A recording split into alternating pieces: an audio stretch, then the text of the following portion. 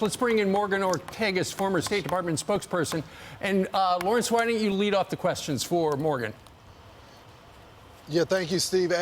Morgan, thanks so much for joining the program. We know that you have been stationed overseas.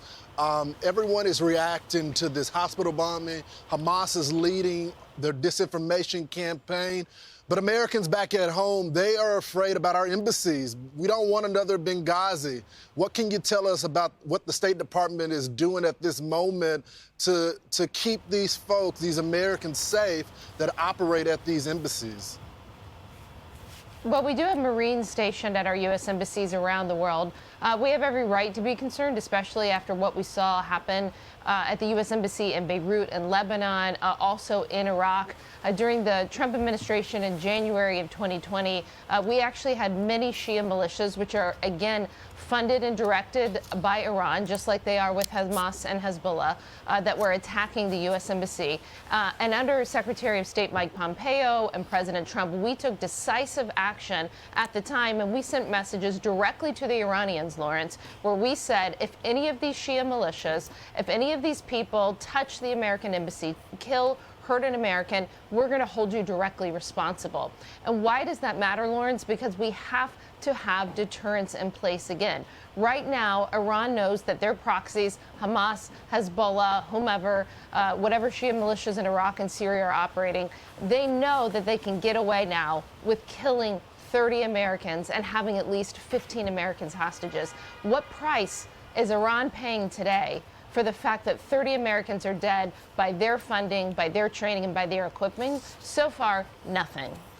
Morgan, when it comes to Lebanon, there is a do not travel advisory by our State Department. You were the spokesperson for the State Department. So I want to ask you about that. And there are lots of fires going on around our embassy there, or the Israeli embassy there as well. And Hezbollah is calling for a day of unprecedented anger. Lots of people are mad about that hospital bombing, and they're blaming America, but they're saying this is Israel that did that.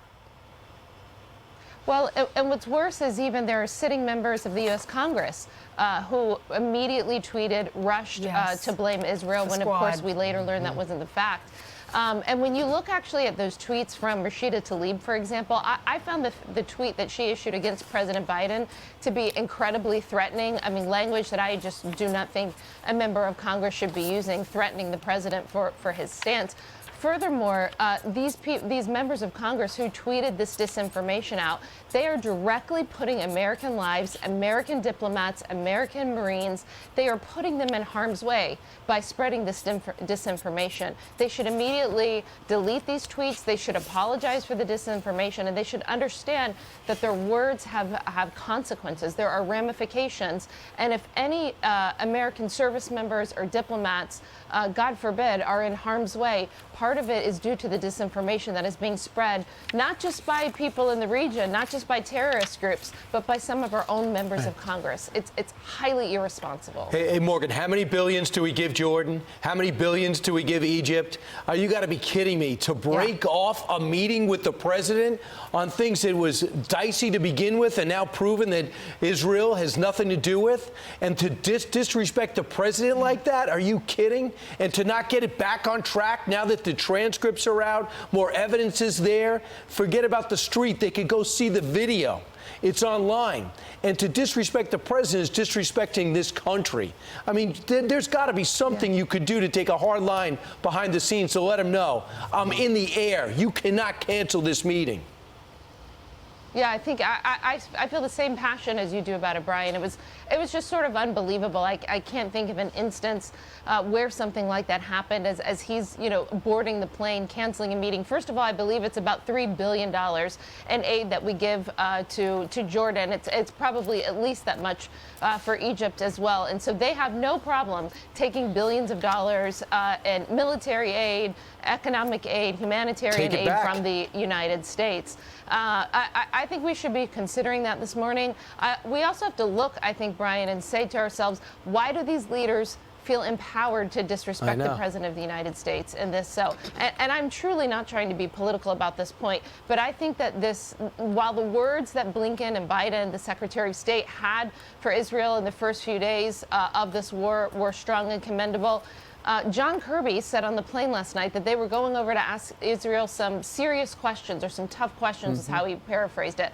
I don't know what that means, but we're already, in my mind, starting to see a slow erosion away from the support that I think that we need for Israel. Listen, we were told time and time again under Pompeo and in the Trump administration that our policies were going to cause the chaos that you're seeing on your screens this morning. We were told our policies would cause that. It never did, because people knew exactly where we stood. People would have never canceled on Mike Pompeo or President Trump in the air. And the fact that they can do so shows that they don't respect us, and more importantly, that they don't fear us. But they should at least respect and fear the American taxpayer. There should be ramifications. And if you don't start having ramifications, if you don't set up deterrence, this will escalate. This policy, the Biden administration, Brian, has this policy of no escalation around the world, of appeasement around the world. How is that working out in Ukraine with Russia? How is that working out in the Middle East? Stand up. Be strong, be tough, use the power of American might, because if you don't, things will escalate. A policy of no escalation only ensures escalation. Morgan, one of the things the president said when he sat down with Bibi Netanyahu in that limited press availability about 90 minutes ago was Americans are grieving with Israel. He said, our president did, Americans are worried, not easy what comes next. But he's absolutely right, because Americans are worried. Everywhere I go, people say, hey, what's going to happen next? Because the worry is we're somehow going to get dragged into this. You know, the news a couple of days ago that a couple thousand of our service personnel are on standby for stuff like that. What happens next? Well, Steve, we've already been dragged into it. There's 30 dead Americans. There's probably, God forbid, going to be more, depending on what happens with these hostages. So take Israel and take the whole situation out of it. 30 dead Americans, at least 15 hostages. We'll see where the numbers go from here. That requires a response from the United States. We don't need anybody else to do our work for us. We need to respond when Americans are attacked, when our friends are attacked. Now, and what does that response mean? That can entail a number of things. But the first thing I would do is not have the Treasury Department today, for example, issue more sanctions against Hamas. Fine, but that's not, sanctions against Hamas does nothing. Stop playing foreign policy. You know who to go after to stop this. If you want to stop these tensions, you know you have to play tough with. It's the Islamic Republic of Iran. And just last night, Steve, here's a prime example. Guess what expired at the UN last night? The advanced arms embargo against Iran. So now the suicide drones that they send to Russia, the ballistic missiles, all of those things are not sanctioned anymore. It's fair game. The United States, the U.S. ambassador to the UN, did not lift a single finger to stop that arms embargo from expiring, because it will require them to be realistic that their Iran policy has failed. Yeah, Morgan, I can't figure it out for the life of me. Morgan, you mentioned sanctions and things like that. Yesterday in Washington, 100 members of Congress urged the administration to clamp down on Hamas and Islamic Jihad's access to cryptocurrency. Because apparently they've raised over 100, and this is according to the Wall Street Journal, they've raised over $130 million in donations because crypto is hard to track. And so sanctions do not apply. So these 100 members of Congress are making a good point. Cut the cord on crypto for Hamas and Islamic Jihad. That's a great point. Listen, the Treasury Department, where I used to work as a financial intelligence analyst, is actually pretty good at following the money and chasing these things when they want to be. So they're rolling out new Hamas sanctions today. I agree with you. That how they're going to track that cryptocurrency could definitely be in that new sanctions package. Lawrence? You know, Morgan, the bottom line is that the White House is still trying to figure out what their strategy is. And you've been in the room before when these briefings are happening, and we're trying to figure out what is going to be public and what's not. But part of the job is to brief Congress with what Ilhan Omar is saying, what Rashida Tlaib is saying. I have to ask the question, should they even be receiving briefings on this type of stuff?